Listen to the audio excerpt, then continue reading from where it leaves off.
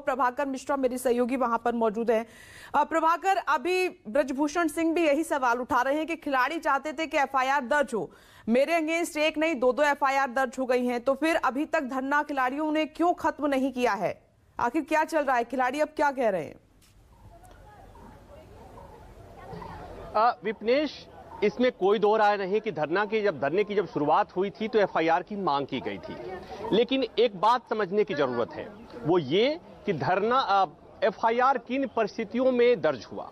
बड़ा सवाल ये ही कि क्या अगर ये महिला पहलवान सुप्रीम कोर्ट नहीं गए होते तो क्या एफआईआर दर्ज हुआ होता, एक सवाल है।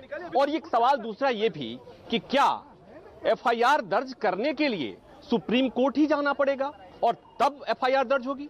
उसके बाद एक और सवाल, वो महत्वपूर्ण है, वो इसलिए कि यहां पर जो 2 एफआईआर दर्ज हुआ है और जो आरोप है गंभीर प्रकृति के आरोप हैं, सीजेआई ने भी कहा था, चीफ जस्टिस ऑफ इंडिया ने जब मामला गया था तो उन्होंने कहा था कि गंभीर मामला है। तो ये एक बात ऐसे समझिए कि पॉक्सो में एक तो मामला पॉक्सो का है, दूसरा यौन उत्पीड़न का मामला है जो एडल्ट महिलाओं की तरफ से कहा गया है। तो जो देश का कानून कहता है कि ऐसे मामले में ये कॉग्निजेबल ऑफेंस है, संज्ञेय अपराध है, और ऐसे में पुलिस के पास जैसे शिकायत जाती है, पुलिस का कर्तव्य है ये, और ये सीआरपीसी के प्रावधान है, सुप्रीम कोर्ट के फैसले हैं कि पुलिस को तत्काल एफआईआर दर्ज करना होता है। लेकिन यहां पर ये बड़ी रोचक सी बात है और विडंबना भी कहेंगे कि जब मामला सुप्रीम कोर्ट गया और सुप्रीम कोर्ट ने नोटिस जारी किया दिल्ली पुलिस को, अगले दिन दिल्ली पुलिस की तरफ से देश के वरिष्ठ जो कानून अधिकारी, विधि अधिकारी थे, सॉलिसिटर जनरल, वो जाकर कहते हैं कि इस मामले में एफआईआर दर्ज करने के लिए प्रारंभिक जांच करनी होगी। ये कोई भी कानून की समझ रखने वाला, आईपीसी सीआरपीसी की समझ होगी, वो जानता है और उसे हंसेगा वो ये बात कि यौन उत्पीड़न के मामले में, पॉक्सो से जुड़े हुए मामले में अगर कोई ये कहता है कि प्रारंभिक जांच होगी तब एफआईआर दर्ज होगी, तो ये हास्यास्पद सी बात होती है। और तभी जब कल सुप्रीम कोर्ट में सुनवाई होने की स्थिति आई और सुनवाई से पहले सुप्रीम कोर्ट ने अभी कुछ पूछा नहीं था, तभी दिल्ली पुलिस की तरफ से सॉलिसिटर जनरल, वही सॉलिसिटर जनरल जो ये कह रहे थे कि पहले प्रारंभिक जांच होगी उसके बाद एफआईआर दर्ज होगी, वही सॉलिसिटर जनरल कोर्ट के सामने कहते हैं कि माय लॉर्ड, एफआईआर दर्ज करने को पुलिस तैयार है और आज ही एफआईआर दर्ज होगी। वो इसलिए भी कि अब दिल्ली पुलिस के पास कोई विकल्प नहीं था, और विकल्प तब भी नहीं था क्योंकि फिर लीपापोती करने की कोशिश की जा रही थी। हीला हवाला एक शब्द होता है, वो करने की कोशिश की जा रही थी। तो ये सवाल मैं इसलिए कह रहा हूं कि ऐसे मामले में आरोप निराधार हो, आरोप झूठा हो, जो भी हो, लेकिन उन महिला खिलाड़ियों ने, उन पहलवानों ने, उन महिला पहलवानों ने आरोप लगाया है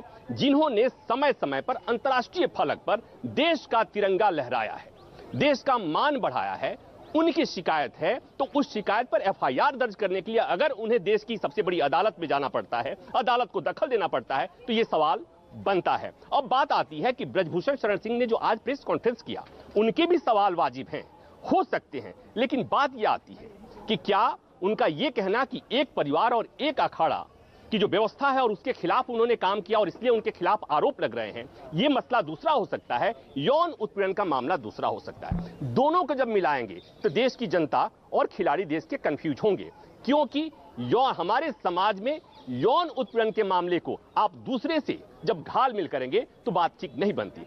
अब बात आती है, आज सवेरे कांग्रेस की नेता प्रियंका गांधी यहां आई थी, दीपेंद्र हुड्डा यहां कई बार आ चुके, कल आम आदमी पार्टी के 2 मंत्री आए थे, आज मुख्यमंत्री अरविंद केजरीवाल को भी आना है। अब यह कहा जाएगा और यह कहा भी जा रहा है कि इसे सियासी रंग देने की कोशिश हो रही है। उसकी भी वजह समझने की कोशिश करिए कि इसके पहले भी ये पहलवान यहां आए थे, लेकिन उन्होंने तब कहा था कि हम इस मंच को सियासी मंच नहीं होने देंगे।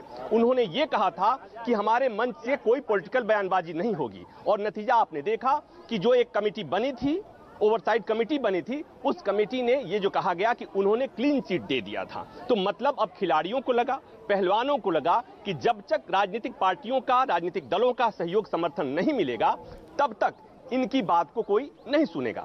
तो अब बात आती है, और इसीलिए ये महिला खिलाड़ी जो हैं, पहलवान हैं, वो ये कह रहे हैं कि एफआईआर से बात नहीं बनेगी, क्योंकि जिन परिस्थितियों में एफआईआर दर्ज हुई है वो परिस्थितियां बता रही हैं कि पुलिस एफआईआर करने को जब तैयार नहीं थी, तो अगर मजबूरी में एफआईआर दर्ज हुई भी है तो उसके बाद उसका असर क्या हो सकता है। एक सवाल मैं एक ले लेता हूं, यहाँ पर एक आशीष है, पहलवान, आशीष पहलवान, मैं पहलवान ही बोल लेता हूं, इससे हरियाणा में इस तरह के कद काठी वाले लोगों को पहलवान ही कहते हैं। आशीष कबड्डी प्लेयर रहे हैं और अब नौकरी करते हैं। आशीष, एफआईआर दर्ज हो गया, फिर भी धरना क्यों चल रहा है? सर, ये एफआईआर दर्ज तो हो गया। आप देखो, एफआईआर के लिए सुप्रीम कोर्ट में जाना पड़ा। आप एफआईआर देखो, इन्होंने कितने मुकदमे दिखा रखे भाई, 30-32 दिखा। वो बोल रहे हैं कि कल आज तक के इंटरव्यू में बोल रहे थे मेरे ऊपर तो एक भी कोई भी मुकदमा नहीं है। तो एफआईआर का होना कोई वो थोड़ी ना। तो ये बात, ये सवाल इसलिए भी, जैसा मैंने कहा कि एफआईआर दर्ज करने मात्र से बात नहीं बनेगी। प्रभाकर, मैं आती हूँ क्योंकि वक्त कम है, अभी हमारे पास गेस्ट भी है और मुझे राजीव का भी रुख करना है। मैं दोबारा आऊंगी